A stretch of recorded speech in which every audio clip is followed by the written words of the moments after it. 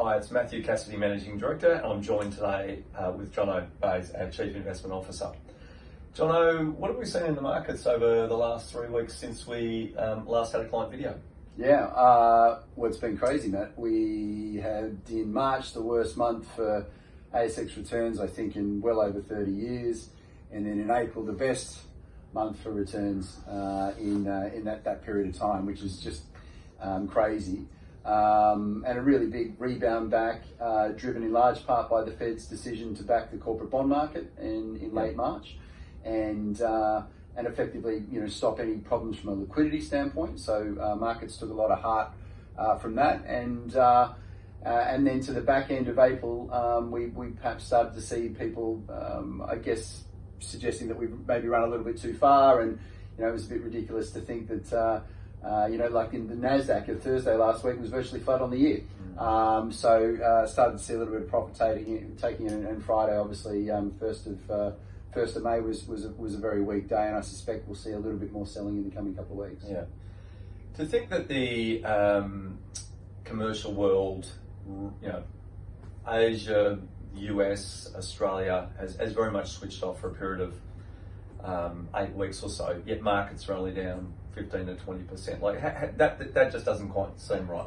What's your thoughts on that? Well, there's a big disparity, I think, between how the US and people within the US government and also households perceive the impact of the virus and the view of the rest of the world. So if you go through consumer confidence charts, manufacturing data, GDP figures, which were out in Europe last week, in Europe and Asia and in Australia, they've fallen off a cliff.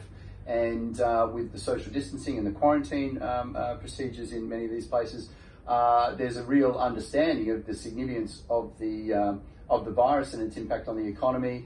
And the outlook from consumers is really weak. I mean, worse than the 2008 GFC. But in the United States, it really took a while for people to understand the significance of it. And so consumer confidence, up until a week or two ago, it's still only at a 3 or 4 year low. It's not even close to 2008. And if you look at the 6-month forward outlook, so within these data sets, they ask the question, well, how do you feel today? And then how do you feel in 6 months' time? The 6-month forward outlooks are barely unchanged. Yeah. There's a real confidence, rightly or wrongly, that the US will come through the other side of this and it won't have a material impact on economic activity. And I guess that's a big assumption to make, and we'll see how it plays out. John, I've got a little surprise for you today. I know you love your charts. I'm going to show this particular chart, which is the April retail sales, and maybe you could share with us exactly what that's meaning. Well, I mean, we start getting the first week of every month. We get all of the data out in the previous month, and that's just a private sector data point. I think it's First Data Merchants or somewhat. Measuring total spending through their payment system, down 25% year on year, which is a pretty steep fall, and would echo, I guess, the sort of suggestions of a 20 to 30% drop in overall activity. Yeah, it's pretty depressing stuff. The second little surprise I've got for you, which is the Fed manufacturing figures for April, again, absolutely falling off a cliff there. Yeah. So what's this short-term severe numbers going to do to the economy over this next 6, 12, 18 months? Yeah. Well, I mean, it's almost not a moot point, but whether it's a 20% or 30% annualized fall in GDP in the US in Q2, I mean, once you get to big numbers like that, it's hard to know the difference, even though it is material. I think that the big theme, I guess, on activity, Matt, that we've talked about a lot, and we've tried to pass across in a few of these videos, is that the economy is going to be far less efficient going forward. There's going to be greater levels of unemployment. Balance sheets are going to be a lot fatter than they were before. There's going to be health and safety costs associated with bringing people back to work. So again, to quote a former colleague of mine, which I've said on numerous times, Mark Rubenstein said, the equity value of resilience is going to be worth a lot less than the equity value of efficiency. And so I really think that, again, return on equity is going to be lower, and frankly speaking, we're probably as an economy globally, we're too levered. So there's going to be a requirement for more equity value, and again, as I say, that ultimately dilutes returns for equity holders. Yeah.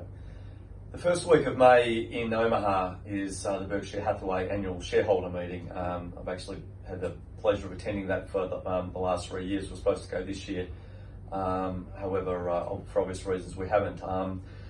Berkshire Hathaway and Warren Buffett has got $137 billion US sitting there and still believes that in the current market, equities aren't attractively priced enough, even though we had a market fall, to be out buying, and still keeps increasing his cash holdings. What's your observations of that, John? I think it's hugely telling. I mean, Buffett is a natural optimist. Again, he was sort of saying never bet against America, so there is that optimism. But, you know, if you follow what he's doing rather than what he's saying, he appears very cautious. Again, as you say, a third of his market value in cash, attractive opportunities not yet around. The one that I thought was even more interesting was the fact that they only bought back about $1.7 billion of their own stock in the last quarter, because he didn't perceive it to be as worthwhile to them to do so as the value of having the cash in hand for future opportunities. Yeah. So I think it does indicate his view is not far from our own, which is that with the uncertainty around at the moment, there is a value that you get from cash that provides you with the flexibility to buy things cheaper. Yeah. We always comment that their number one objective is protection of capital, and obviously to perform as good as any other portfolios in good conditions. But what are what are all these things telling us about the fact that we've got, probably the highest level of cash we've ever had in our history, sitting there ready to spend at the moment, but the caution we're seeing, and how do we see this over the next month? Well, over the next month or so, it'll be tricky. I mean, we've had a huge bounce. I think that in the United States, there might be some sort of belief that as we come out of quarantine, that things are better. There might be that sort of eye in the storm, I guess, where there's a perception that that things are better, but frankly, you reap what you sow, and this renewed social interaction is likely to bring about a spike in infections in late May and through June and July, which is concerning. And here in Australia, I guess we're about to go through our own sort of stepped easing of lockdown restrictions. And I think much like what we saw in China, people will be thrilled to get out and go to the park, etc. But the nervousness and the distrust perhaps of the potential for getting the virus means that we won't remotely go back to the way we were before, not that we'd be able to. And the one we keep coming back to time and again is you're looking at the traffic data in China, and they've all been effectively told to go back to work, and they have from Monday to Friday. But on the weekends, the traffic is a drop on what it used to be, because on the weekends where they've got the ability to do what they want, people aren't doing as much. Yeah. So given our natural caution at the moment, and also heading into US reporting season, the expectation there's going to be some challenges. What are we doing with portfolios? Like, how do we see the next 4 weeks playing out? Will we be looking to spend at all? Yeah, so the Aussie equity portfolio had too much cyclicality at the start of the year, and we're trying to address that. And so what we've been doing, I guess, Matt, is using the bounce to sell out of companies that we think are going to struggle in a softer economic environment, either because they've got too much leverage or their revenue line is just too linked to the economic cycle. We already had a lot of cash, but where we can, we've raised more. We've endeavoured to buy more sound and secure earning streams, so upping the Telstra holding and buying into Coles recently. Spark Infrastructure is another name. We've really tried to use the bounce to get more defensive in anticipation, as I say, of some continued trickier times. Yeah, great. Now, just we've gone out to a number of our clients and asked them to nominate some questions, which we'll talk through. Here's an interesting one, which I think would be a client that's maybe got a portfolio separate to ours on the side, because they've said, my portfolio is still overexposed to banks. What should I be doing? Yeah. We've obviously had a view for the last 4 to 5 years that the major 4 banks have been not in a position to be in. We've obviously favoured Macquarie, that's done unbelievably well. But for any clients still overexposed to banks, what should they be doing? So they're in the eye of the storm at the moment. Obviously, they're doing their best to play along with being good corporate citizens at the moment, which is a really I shouldn't be facetious. I mean, that's great, and they are doing their bit certainly in the near term. There's this window, I think, with the JobKeeper allowance and the mortgage deferral and business loan interest deferrals as well, that you won't really see the level of delinquencies pick up until the end of that, which is the end of September. So there's, again, a bit of a window where the banks have got some respite. They've all, through the reporting season, upped their collective provisioning numbers, the latest of which was Westpac today. NAB have raised more capital, both Westpac and ANZ deferred their dividends. So they're doing what they can in the very near term to promote their equity capital, but I think it's going to be a really tough 12 or 18 months. That being said, the banks have underperformed hugely, and so to that point, Matt, we've been very underweight. We took back maybe half of the underweight we had, I think, last week in the recommended portfolios, just because 3 of the banks are trading under net asset value, and I think in the medium term, they're banks that can deliver a return in excess of their cost of capital, but they're in the eye of the storm at the moment. I don't see us going a market weight or overweight banks unless they were to fall at a guess, another 15-20%, at which point that probably would be a great medium-term trade, but I'm speculating. Yeah, for sure. Our second question is, how do you see the recovery playing out with the Webjet stock that we've had in our portfolio? Yep. So the way I would view Webjet now is like a call option or a future on optimism around returning to global travel. And so Webjet have managed to raise really successfully enough money to get them through, I would say, the better part of 2021, which is really terrific. And so we're trying to look at the stock with a view to 2022 and what's a normalised earnings year for them then. And looking at the broker research, that seems to come in around 40 cents a share. And so very crudely, Webjet was a 12 to 15 times sort of PE stock in the past. Trying to discount that back given the uncertainties, we think, maybe it trades at its best to 8 to 10 times. So we took up the rights issue and we probably, looked to sell it, as we did a little bit, I think, last week in the recommended portfolio above 3, and look to buy it in the low 2s and feel like it's probably going to be a pretty good trading stock, actually. So that's how we'll try to redeem ourselves, I guess, if you will, on that stock holding. Next question is, with more people working from home into the future, how do we think that'll play out, and what will be demand for office space? And are there any funds that will be negatively impacted by this more than others? For example, some of the industry funds.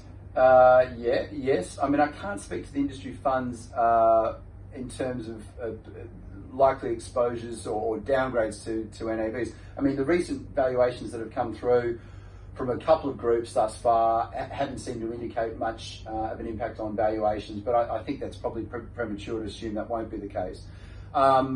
Listen, I think commercial property is going to have, like many other industries, a tricky 12 months, with cash flows being deferred and consumer spending having a tough time of things.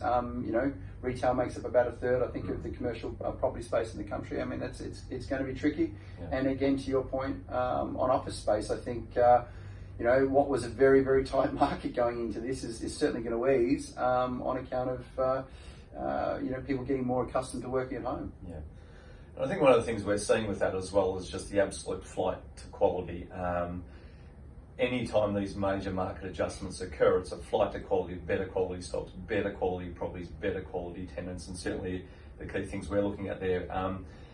Next question, obviously a cut to dividends. A lot of the companies have been cutting dividends. How do self-retirees ensure that they maintain their levels of retirement income through these particular periods? Yeah, that's a great question.